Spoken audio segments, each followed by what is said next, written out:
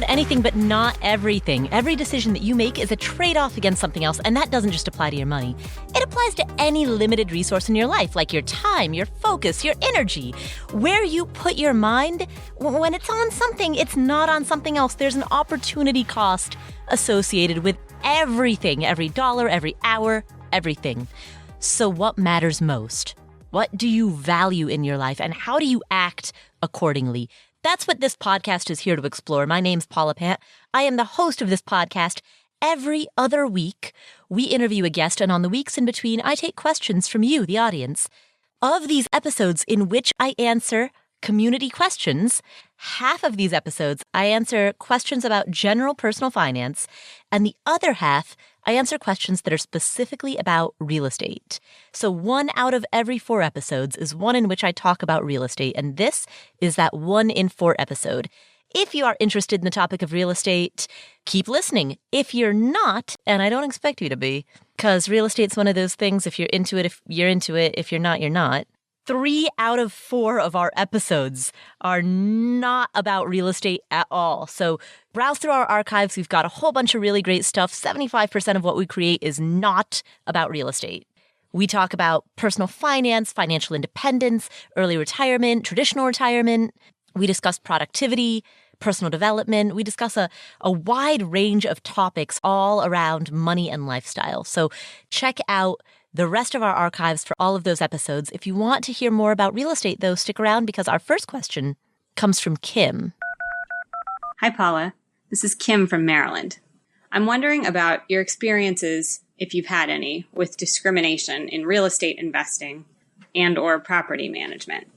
I own a rental property and I manage it myself. I've done this for 12 years. Recently, I had 2 window and door contractors refuse to give me estimates on replacing a door in my property without my husband present. In the past, I've had my husband do these types of estimates alone. Never has he been told that I had to be there. Have you ever faced such a scenario? I've had to be very choosy over the years regarding my visibility within the management of our property. I'm trying to increase it. I wonder if others have experiences like this, or if landlords of color have analogous experiences. Thanks for all you do. Oh, we're going there. I don't think I've ever talked about this before. At least, not publicly. Short answer is yes. I've managed 7 kitchen renovations, more than a dozen bathroom remodels. I've converted spaces into other spaces. I've moved walls around. I mean, not me personally, but I've hired and overseen and project managed all of this. And that involves dealing with a wide variety of contractors and subcontractors. Many of them are wonderful, wonderful people, and those are the ones that I keep around. But there have definitely been a few who are condescending and patronizing and act like my time is worth nothing. And I'll actually, in my own personal experience, I'll separate this into 2 different camps. I've encountered the camp of contractors who dismiss everything that I tell them, particularly when I'm making high-level design decisions or explaining a scope of work, because the scope of work that I'm going to create for a rental property is necessarily going to be different than the scope of work that an owner-occupant might create for a personal residence. If there are many things that need to be remodeled, the pieces that I'm going to prioritize as a landlord are not the same as what a person would prioritize as a primary occupant homeowner. A good contractor, a contractor who's experienced at working with investors, will understand that. A contractor who is not, will not. And in and of itself, there's nothing necessarily gendered about that. But the way in which some contractors over the years, and most of them have not, but a few of them, the way in which they have spoken to me, the sheer lack of regard that they have expressed for some of the managerial decisions that I've made, the scope of work decisions, that's extremely frustrating. And that is one of two camps that I have found. The other piece of it that I found, the other experience are contractors who are perfectly nice, so they're perfectly nice people, but they treat me as, I think particularly because I'm home in the middle of the day and I'm not dressed like I'm at an office. I'm not dressed like I'm working. I'm wearing yoga pants usually. And so they treat me as though I am, quote unquote, just some stay-at-home wife whose time is worth nothing in their eyes. I've had contractors ask me to run errands for them, essentially, on their behalf, because I'm home, so they have access to me, and I can see the difference between how they treat me versus how they treat Will with regard to valuing our time, particularly during the middle of the workday. And by the way, this is not just contractors. When I was an Airbnb host, I saw this in some of the guests as well. Not all of them, but there was this one Airbnb guest that I had who called me on my cell phone in the middle of the day because she couldn't figure out how to operate the TV remote control. And I spent maybe 15 minutes on the phone with her just trying to explain it. I said, you know what, I think that Will can answer this better than I can. He's more familiar with it.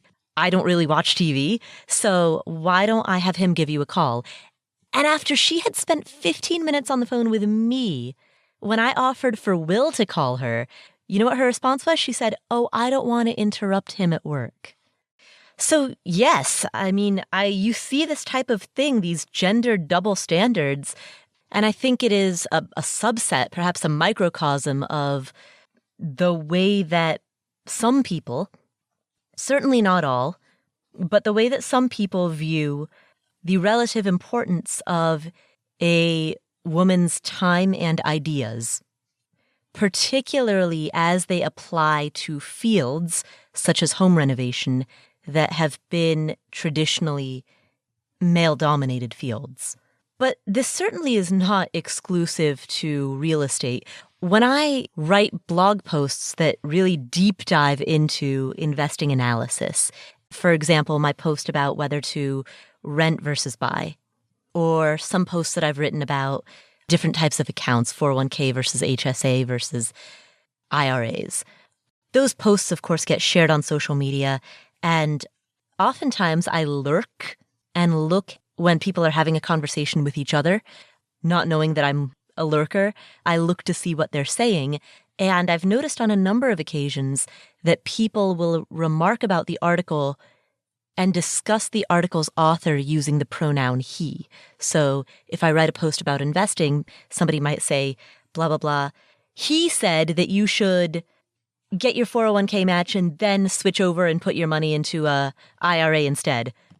They don't know who the author of the article is, and because it's an article about a topic that is a traditionally male-dominated field, they make the assumption that the article's author is probably a male. And I'm going to assume that if there are men who are writing about skincare or yoga or vegetarian cooking, people probably assume that the author of those articles are women. And if those men are going to a homeschooling meetup or a meetup for stay-at-home parents because they're the stay-at-home dad, I would assume they probably get quite a few comments as well. And so really, broadly speaking, I think the question is largely how do you deal with having interests and making money outside of your gender norms in fields that are not traditionally associated with the gender with which you identify. What's helped me is that I surround myself with female investors. Not exclusively, of course. I have a wide variety of friends, but I make sure that I am also friends with many female investors and landlords. I keep them around. I keep them close by as role models. Emma Patty, who's been a guest on this show twice, is a perfect example.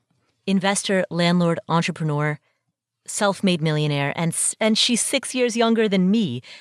She and I basically have the same roster of accomplishments, but she did it 6 years faster.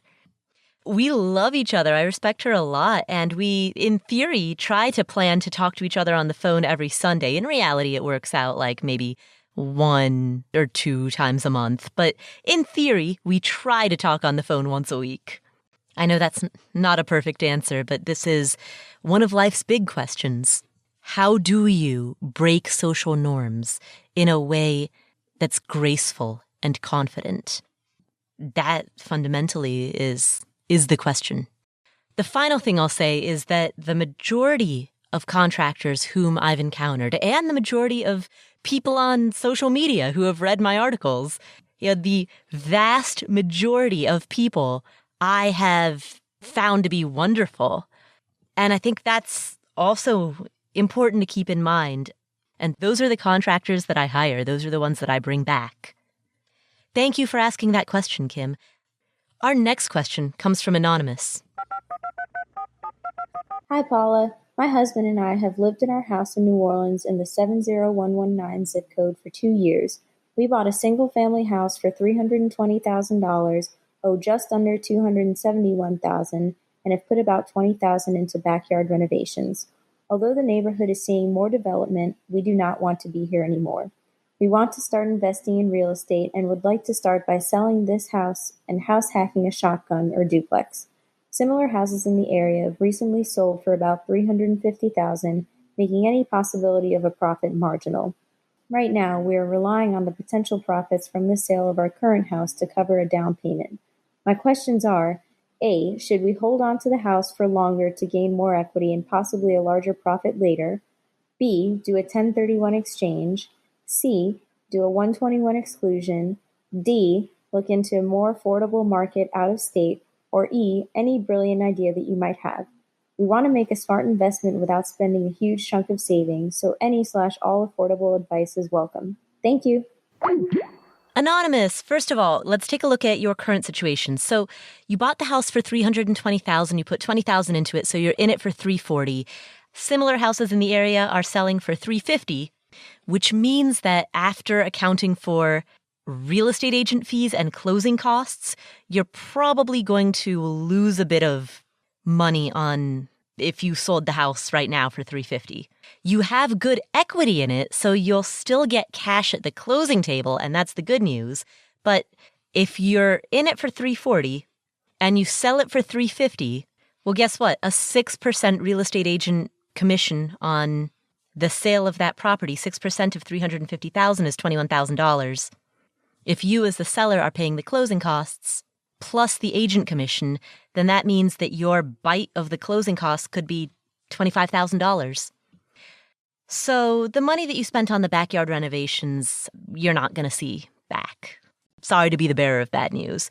But if you sell at $350,000, you walk away after transaction costs with $325,000, and you owe $271,000 on the property, that means that when you sell the home, you'll still walk away with $54,000 approximately, even after that chunk that gets taken out for agent fees and closing costs. And $50,000 or $54,000 is a fantastic starting point for buying your first rental property. So let's talk about how to do that. First of all, there's absolutely no reason for you to do a 1031 exchange. You're selling your primary residence, and you've lived in this primary residence for the past 2 years.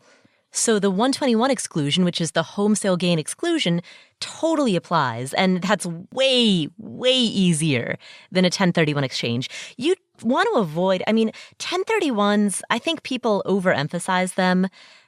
The reality of a 1031 is that it's extremely cumbersome. You have to identify the property that you are going to purchase within a very limited time frame. And if you don't do that within the specified deadlines, you lose the 1031 exchange. And so a lot of people, they think that they're going to 1031 a property. And then what ends up happening is that because the deadlines are so tight, they end up buying a subpar property because they're coming up against the deadline. And they've got to just hurry up and buy something. So I've seen people sell homes thinking that they'll 1031 it, and then due to the reality of the deadlines imposed by the 1031 process, they end up essentially just exchanging one mediocre home for another. So the primary residence exclusion that you're talking about, the 121 exclusion, is way better And that's going to spare you from having to pay capital gains tax. But that being said, this whole conversation is kind of moot because you're not going to have any capital gains. You bought the home for $320 and you can sell it for $350 before commissions and fees, which means that at the end of the day, you'll probably end up with $320 or $325. You're really not going to have capital gains. And that actually leads me to another big picture concept that I want to talk about is I think a lot of people think too much about taxes. There's this overemphasis on tax planning. If your gains are going to be marginal at best, then you don't need to worry about tax planning for those nominal gains. That's not the battle that you need to fight. If you sell a home and have a $50,000 gain or a $100,000 gain, yeah, then let's sit down and let's have a conversation about tax planning. But if the gain is going to be a couple $1,000, then the question to ask is not, how do I tax optimize this, but rather, how do I pick better winners?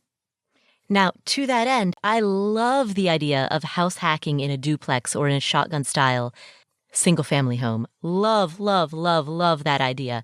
That, I think, is where I want you to focus your energy. That's where you're really on the right track, because that line of thinking falls under the umbrella of, how do I make this better? How do I make the gains better? How do I make the profits better? And the benefits to house hacking include the fact that you can buy that home as a primary residence, which means that you will have access to primary residence mortgages, which are the mortgages that have the lowest interest rates, the greatest flexibility in financing. I mean, as you progress as a rental property investor, if you start financing the purchase of more and more homes, then you'll have to start taking out investor loans or private loans or various other types of loans. And all of those typically have higher interest rates, higher down payment requirements, and fewer options than the primary residence mortgage. So house hacking is just a fantastic way to defray the cost of your own personal living expenses, which allows you to rapidly accelerate your savings rate while simultaneously buying a rental property with a primary residence mortgage in a way that is totally above board and valid. House hacking is the ultimate strategy. So given the fact that you have an interest in and the opportunity to house hack, I would not look for a different market out of state. I'm assuming that there are properties locally, such as duplexes, in which you could house hack and earn a decent rental return, at least earn enough that it covers your out-of-pocket housing costs. Because if you can do that, then the money that you would have spent on your own personal housing out of pocket is now money that you can save. And those are the funds that are going to get you your next down payment. So that is a strategy that I would take, and that's the reason why I would take that strategy. Now, you'd asked about possibly holding on to your current primary residence longer in the hope that the neighborhood might appreciate in value more, thus giving you higher equity and larger gains. I would not do that because of the opportunity cost. The longer that you're in that home, the less time or the less soon that you start house hacking and collecting rental income. That's reason number one. Reason number two is that you have no idea, none of us have any idea, what's going to happen to the value of properties in your neighborhood in the coming 1 to 2 years. Maybe it'll go up dramatically. And if it does, then you will listen back to this episode and you'll curse me for telling you to sell. Or maybe home prices will rise, but only modestly, only at the rate of inflation, such that after a year, the home, instead of being worth $350, it's worth $360 now. That's just an inflationary increase it's not worth sticking around for. And reason number 3, and you said this yourself in the voicemail, you don't want to live there. And one of the things that I've learned the hard way, particularly as I've gotten older, is doing things that you don't want to do just because you think that those decisions make logical sense. Those decisions often backfire. if you're living somewhere that you don't want to be living and you talk yourself into it because you think it makes sense, you will most likely find a way to compel yourself to get out of it. And ultimately, the end result will be worse, will be more stressful, will be less efficient than if you had simply followed your heart in the first place. I know that that's like cheesy, and I don't mean follow your heart in the Hallmark greeting card sort of a way. I mean that your intuition processes data at a rate that is faster than what your conscious mind can recognize. And so if your intuition is telling you something, if your gut is telling you something, it makes sense to listen to it. Because even if at a conscious level you try to talk yourself out of it, at a subconscious level, you're going to be listening to it one way or the other. But if you do it subconsciously, it's going to be less efficient. So, to summarize, I would sell your home, walk away with $50,000, use that money to make a down payment on a duplex or a shotgun-style home that you can house hack into, and that will be your first rental property. While you are living there, house hacking, you most likely will have no out-of-pocket housing costs. So take all of the money that you otherwise would have spent on your own personal housing and put that into a savings account, and that will be the down payment for your second rental property. Based on what you've told me, based on what I know, that is what I believe that I would do in that situation. Thank you, Anonymous, for asking that question, and best of luck with starting your real estate investing journey. For our next question, this is a little bit unusual, but we had two questions that were pretty similar. So I'm going to play these two questions back to back. The first one is from Chia. Hi, Paula. This is Chia. Just wanted to get your thoughts on turnkey real estate investment companies similar to homeunion.com or roofstock.com. What are your experiences with those guys, and whether you have any thoughts on them? And the second question came in from Leah, who has a very similar question. Hi, Paula. I love your website. I love your podcast. I've learned a lot from you about investing in real estate. I have invested traditionally in a lot of stocks and bonds. I have been interested in investing in real estate in the past couple of months, and I'm spending a lot of time trying to understand real estate so I can make a wise investment. My question for you is this. What do you think about roof stock?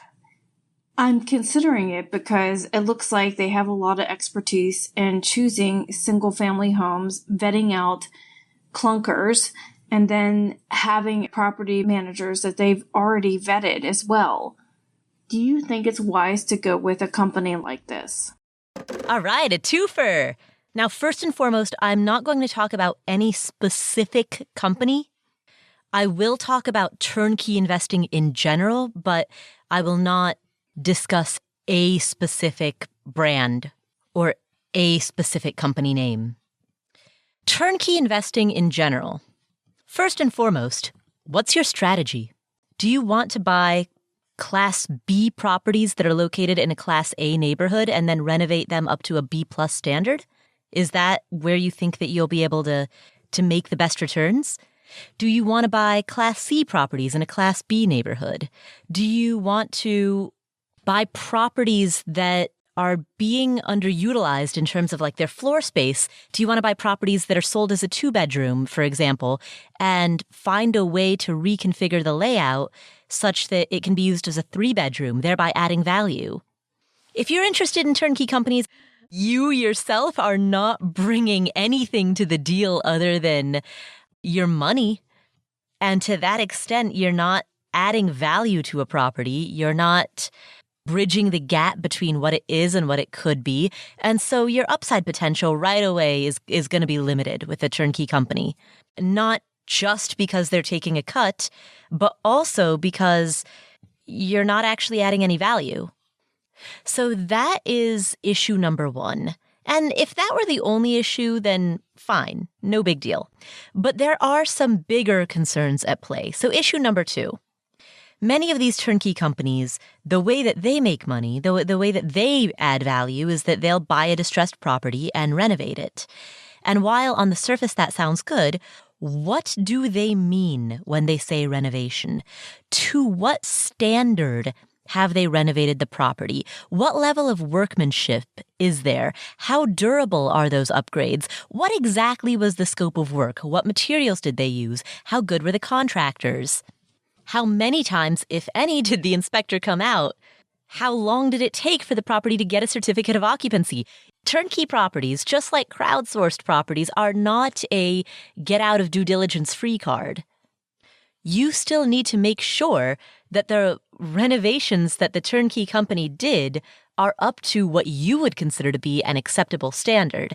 And that leads to the second problem that I'm describing with turnkey companies is that even in the best case scenario, if you have a turnkey company that is totally honest and above board and they do everything really wonderfully, it still might be the case that their vision and your vision are not aligned. So even if you have a turnkey company that is operating with integrity in a fantastic way, it could still be the case that how they define a renovation and the decisions that they make, the materials that they use, the types of finishes that they choose, the preventative or proactive measures that they make, it might be that their decisions around that are different than your own. So basically, you've got a car with two different drivers. And that, I think, is a real issue with turnkey companies and with crowdsourcing and syndicate deals, is you are outsourcing the vision. You're outsourcing the decision-making. And that's the one piece that you, in my view, really should never outsource. You can outsource the work. You can outsource the execution of the work. You can hire people to be the electrician, to be the plumber, to be the project manager who oversees everything. You can hire people to do that. But to outsource the decision-making, the critical thinking, the entire thought process around how do I make this property excellent? How do I optimize it? How do I attract high-quality tenants at a strong price, and how do I retain them? And likewise, how do I reduce the operating expenses on this property? If I replace all of the toilets that are now 5-gallon flush toilets with 1.5-gallon flush water-sense toilets, and then I replace the shower heads with low-flow shower heads, and I put aerators on the sink faucets, what impact will that have on my water bill? Right? Those are the questions that, as the owner, you need to be asking, because if you can get your water bill from $120 a month down to $60 a month, well, guess what? That's an extra $60 a month in your pocket, and it's better for the environment. But those questions are your responsibility to ask as the owner. So you can't just outsource that to some company, because they're not going to care as much about your money as you do. They're not going to care about improving your operating expenses and improving the durability of the finishes. So even if you do use a turnkey company, that's still your job. And given the fact that that is still your job, then what's the point of using the turnkey company in the first place? You may as well just buy a property and then get a general contractor or get a property manager who will oversee the scope of work of all the renovations. Finally, you talked about turnkey companies, and this is the third thing. Even if you do buy a property from a turnkey company, never, ever, ever use the property manager or the inspector whom they recommend, especially not the inspector. But don't use the property manager either, because you don't want the most convenient property manager that somebody else selected. You want the best one, the one who's going to help you attract and retain tenants. If you have a sloppy property manager who's rude to the tenants, and if you, over the course of 5 years, have even one tenant who decides not to renew and moves out and leaves you with a 2-month vacancy, well, guess what? You've just lost thousands of dollars. A good property manager can provide excellent customer service to your tenants, which increases retention. And that ultimately means lower costs to you. But how are you going to find that property manager? Well, you're not just going to take the first name that some company gave you. Again, you're going to call a bunch of property managers on the phone. You're going to interview them. You're going to talk to at least 3 or 4 different candidates. And then you're going to choose the best one. It's like making any hire, right? You're hiring. If you ran a company and you were hiring for a position in it, you wouldn't just let some random third-party outside entity decide who that new hire is going to be. You would interview candidates. Same with a property manager. So if you think that by hiring a turnkey company, everything will be quote-unquote done for you, then you're forgetting about the fact that your job, no matter what, whether you use a turnkey company or not, is due diligence. As an investor, your job is always, always, always due diligence. And due diligence involves hiring a team of people who will provide a system of checks and balances that will look after the quality of and scope of the renovations, as well as the quality of the manager and their processes. So those are my thoughts about turnkey companies. Long story short, you can, whether or not you use a turnkey company, you can and should outsource the work, but you cannot and should not ever outsource the decision making, and that includes the decision around whom to hire and what they do. I mean that with regard to the contractors, the inspectors, the property manager, all of the people, that whole team that works on the house. Oh, and last thing that I'll say, always run the numbers yourself. There are a lot of turnkey companies that provide numbers for you, so they will report what they say is the cap rate or what they say is the cash-on-cash return. There's an expression that's very common among seasoned real estate investors, which is trust but verify. I'm not saying be a distrustful person. I'm saying your job is to verify all of those numbers. And that means that before you buy the property, you need to independently double check every single number that they've told you. Or better yet, don't even look at the numbers that they give you. Run your own calculations, do your own analysis, then compare what you've come up with to the numbers that they've reported and see how close they are. Thank you for that question. And I do want to clarify, it's not that I'm against turnkey companies. It's just that if you're going to use them, you need to be realistic about what you can and cannot outsource. Actions can be outsourced. Decision-making and judgment cannot. Our next question comes from Julie. Hi, Paula. This is Julie from Jacksonville, Florida. I enjoy listening to your real estate advice on the podcast. I do, however, have one question. I would love some type of reference for the information that you give. Do you have a book that has the information you talk about?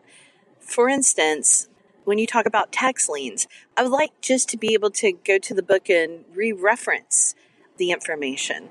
If you don't have a book, I think you should write one because you're awesome. Thank you so much for letting me ask the question.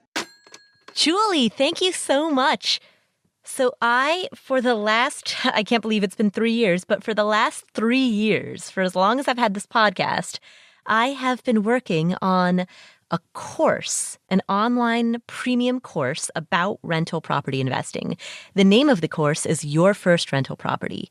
Last September, in September 2018, I launched it to a second group of beta testers. So initially, years ago, I launched it to the first group of beta testers, but then it took so long to develop each module because I wanted this to be a one-stop shop, everything that you need to know, start to finish, about how to start investing in rental properties. So I had my first group of beta testers at the beginning. They've been with me for years now. In September of 2018, when most of the course material was finished, I launched it to a second group of beta testers. And from September through December, I went through the course with those beta testers. And then in December, they gave me feedback about improvements that they thought that I should make, new lessons that they believed that I should add, new topics I should cover, more checklists, flowcharts, worksheets, quizzes, fill-in-the-blank forms, new ways to organize the forums, different ways to alter the autoresponder sequence that they receive, different types of formatting that we could put in, like flowcharts. So in December, I collected all of this data about new improvements, new iterations to make to the course. And for the past couple of months, Erin is the course administrator and my chief sanity officer. She and I have been working nonstop getting these improvements into place. We've added new lessons. We've built flowcharts. We've shot new video. Again, we've got the quizzes and handouts and worksheets and checklists and fill in the blank forms. And we are pretty close to launching. The reason that I hesitate to give a precise date, I'll just tell you about the week that I've currently had, right? I'll tell you about this week. My designers, Greg and Hannah, design the platform for the course. I didn't want to outsource to some third-party platform. So we decided that the infrastructure for the course itself would be designed and developed in-house. The design is fantastic. Then I hired this developer to make that design come to life. And as it turns out, he was not so great. And so this past week, I hired a different developer, and I asked him to integrate our CART, our payment processing software, with the course such that when a person signs up, they get immediate access into the course. And then he's also going to integrate that with our email list as well, so that they then immediately upon signing up, start receiving the first emails and get access to the forums and get the login information that they need, right? There's all these different pieces of software that need to fit together. And so anyway, I hired this new developer, and he went in and he created the code that I need, but in the process of doing so, accidentally broke some other code. And so then the current beta testers could no longer log in. And so I've got that fire going on one side. And then meanwhile, at the end of January, Thursday, January 31st, I shot 8 hours of additional video. And I used to shoot these videos in home, but I was just doing too much myself. And so I found a video studio and I rented out this room in that video studio for the whole day. And we had a team of 3 or 4 people who could be there monitoring the video and the audio and the teleprompter. And so I sat there the entire day. I did an 8-hour shoot. We gathered all of this, and it was a terabyte. So after that 8-hour shoot, we ended up with a terabyte worth of raw video footage. And then we had all of these problems trying to upload that into the cloud because Dropbox has a 50 gigabyte per file limit. And a lot of the videos that we shot are bigger than 50 gigabytes. So then we tried compressing some of the files, but then there were questions as to if compressing them would diminish the visual quality. So blah, blah, blah, blah, blah. When people ask me like, hey, when is your course going to be ready? This is the reason that I can't give an answer. I know how long roughly it's going to take me to write the transcripts and create the material and put it out there. But there are so many moving pieces to this that I've just come to peace with. It'll be ready when it's ready. And I hope that's soon. So if you would like to know when it will be ready, and join the club, because so would I, affordanything.com/VIP list is where I will first announce it. So affordanything.com/VIP list. If you sign up there, it's free. You'll get the sign up to the VIP list is free. And you'll get some emails that will come from me about rental property investing. And you'll also be the first to learn when we finally can officially announce a date for this course launch. This is something that I've been working towards for a very long time. So I will be extremely excited when all of these moving pieces have finally synchronized in harmony together and we have this awesome premium course that we can release. So thank you so much, Julie, for asking that question. I'm flattered, and there will be something coming out hopefully very, very soon, just as soon as we can uncompress these files and fix the broken code and all of these other death by 1,000 paper cuts types of tasks. Thanks again, Julie. I hope to see you on the VIP list. Our next question comes from Ren. Now, Ren called into a previous episode, and he left a voicemail that had 2 questions. One was a general personal finance question, and the other was a real estate-related question. And so this snippet that we're about to play is the second half of his question. So here's Ren. Hey, Paulette, my name is Ren. My brother-in-law, he has a house, and he wants to transfer the home to his parents. What's the best way to go about that? Like, what's the cheapest option? The house is probably worth $200,000 or so. the cost basis was probably like 140, 150. And I know there's a, lifetime gift limit, state limit of like 11.2 million. But beyond that, I really don't know if it makes sense for them to transfer over the house. Thank you. Ren, that's a great question. So there are a couple of things to talk about. So first is the gift tax and the estate tax exemption. So you're correct. There's a federal estate tax and there's a federal gift tax, and both of them share the same lifetime exemption. And that exemption in the year 2019 is 11.4 million. Because they share the same exemption, this is what's known as the unified tax credit. Now, I'm assuming that your brother-in-law is going to move out of his home. And I say that because it is actually relevant whether he continues to live there or not. Assuming that he and his wife move out of the home and then gift it to his parents, then what they can do is first offset that gift by using the $15,000 annual gift tax exclusion. And that $15,000 is per person. So your brother-in-law can gift $15,000 to each parent, and his wife can gift $15,000 to each of her husband's parents. Then that gift tax exclusion becomes $60,000. It's $15,000 times 4. So when your brother-in-law and his wife transfer that property, assuming that they transfer it to both parents, then $60,000 of that will be counted under the annual gift tax exclusion. The remainder of it will get counted against the unified gift and estate tax exemption.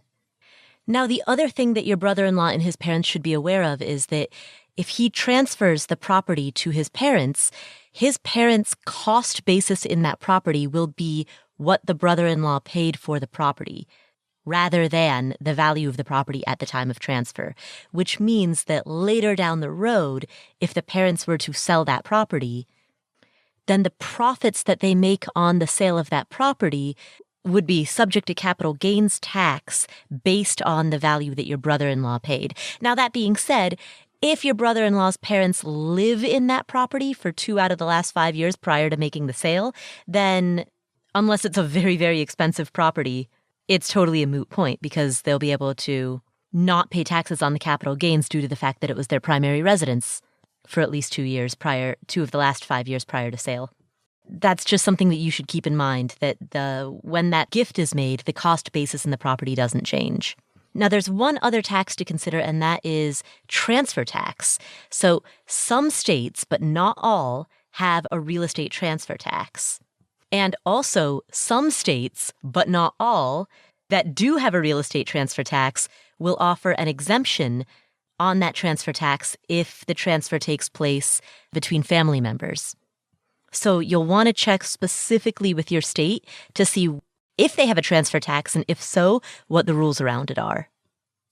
That is our show for today. If you have a question about real estate investing, leave a voicemail at affordanything.com/voicemail. That's affordanything.com/voicemail. And again, if you're into this topic and you want to know more about this course that I've been building for a few years, go to affordanything.com/VIP list so that you will be the first to hear about when this course finally gets released. I also want to make a big picture meta note about a lot of the questions that I often hear, because it strikes me, having produced a lot of these real estate related episodes and having heard many, many, many questions that have come through, a lot of the questions that I receive center around, and I'm just going to come out and say it, like really sort of seem to me that they center around fear.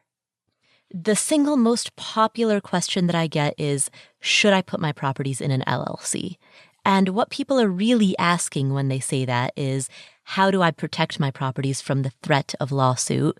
And what they're really asking when they say that is, how do I play a strong defense? How do I protect myself?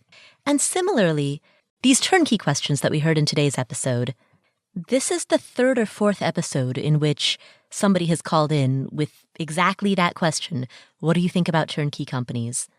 And I don't want to ascribe intention to that question. I don't want to make assumptions about why people are asking it, but I wonder if part of it comes from this feeling of overwhelm, this feeling that there's so much to do and I don't know how to do it, and I'm investing out of state, I really just want somebody to do it for me. And this idea, this turnkey company, it sounds so good. Somebody will just take care of it for me and I don't have to deal with it. If that is the motivation, well, that is not the emotional framework or the decision-making framework, the thought framework from which you want to be making good decisions. Fear, uncertainty, overwhelm, those are not typically the precursors to good choices. On a recent episode, I answered a question about crowdfunding, real estate syndication. Same idea. The attractiveness of it to many people is somebody will just handle it for me. So when you take this bundle of questions together, like the LLC question, the turnkey question, the crowdsource question, these are some of the most common questions that I get. And when you bundle them all together, the common thread is, how do I play defense and how do I get experts to handle it for me? Because what I want is to feel protected, and what I want is to feel not so overwhelmed. I think, and again, I don't want to ascribe meaning or intention to any particular individual. A person might ask a question for a whole bunch of reasons, but having been in this space long enough and having seen so many of these questions come through, I think that is at the root of what many people are asking. The beta testers who went through my course, one of the top things that I heard from them is, hey, I want a roadmap. I want a step-by-step, do this, then do this, then do this, then do this. And I want to know exactly who to call. I want a word-for-word script about what to say. I want to know how long it's going to take. Give me the recipe. And it was after I heard that, when I heard the beta testers say that I started designing flowcharts to show, here's exactly how you're going to move through this. And not everybody's going to have the same path. Some people are going to buy a property off the MLS. Some people are going to buy something at a foreclosure auction. Some people are going to house hack. But regardless of which path you choose, here's how they all flow, and here's how they connect together, and here's how to move through this. What I think a lot of people are asking for is confidence.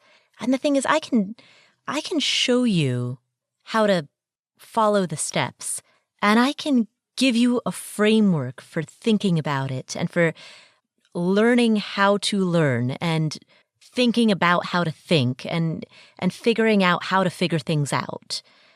I see my role very much as doing that, but I cannot wave a magic wand and imbue you with confidence. In my own experience as an investor, that confidence came as the result and not the precursor of taking action. So take the action first, and the confidence will follow. I remember being 27 years old, terrified to talk to my tenants, terrified to enforce a security deposit or to let people know that we were going to charge a fee for pets. Like, I was scared to even say those words. And I felt silly when people would ask, "Are you the owner?" Because I was 27 and I had never even owned a house before. And I didn't know what I was doing. But when you take the action, the feeling will follow. Oftentimes we think that we need to feel something before we do it. When I feel more confident, then I will buy a house. When I feel less overwhelmed, then I will buy a house. You know, it's wonderful to get the education that you need. It's absolutely fantastic to learn what you're doing, to learn how to analyze a property, learn how to hire people, learn how to build a team, run spreadsheets with multiple scenarios. I offer this in the course as well. And in my own life, whenever I was scared, I took solace in the spreadsheet. The spreadsheet that I was working with at the time was a lot more rudimentary than the ones that we're developing now. But still, I would look at the numbers and I would run the numbers over and over and over and over. But it wasn't actually the numbers that I was searching for. It was comfort and confidence. And for many of you who are listening to this who have always wanted to own a rental property, but you haven't done it yet, I can give you knowledge, but I can't give you confidence. And that confidence to go forth and to do it, that's going to be the determinant of whether or not you do it. One thing that's, I think, very helpful is forums in which you can interact with other real estate investors. Because when you see other people doing it, when you see example after example, and you have a crowd whom you can bounce ideas off of, although you have to take many of their opinions with a grain of salt, there's a difference between an opinion versus wise counsel or wise advice. But at a minimum, seeing that other people do it and interacting with those people, having those people feel real, that can help send home the message, hey, if they're doing it, I can do it too. If you haven't heard it yet, go back and listen to a previous episode in which I interviewed a guy by the name of Rich Carey. Carey is spelled Carey. He's in the military. He's stationed in South Korea. Before that, he was stationed in Germany. He owns 20 single-family homes, all of which he purchased not just from out of state, but from outside of the country. And how does he do it? It's one house at a time. And when he started, he, like me, neither of us, nobody knows what they're doing when they get started. But we start. And that's the differentiator. And so that's the final message that I want to leave everybody with today is start. Do something. Take action, because action is the antidote to fear. Thank you so much for tuning in. My name is Paulette Pant. I'm the host of the Afford Anything podcast. I'll catch you next week.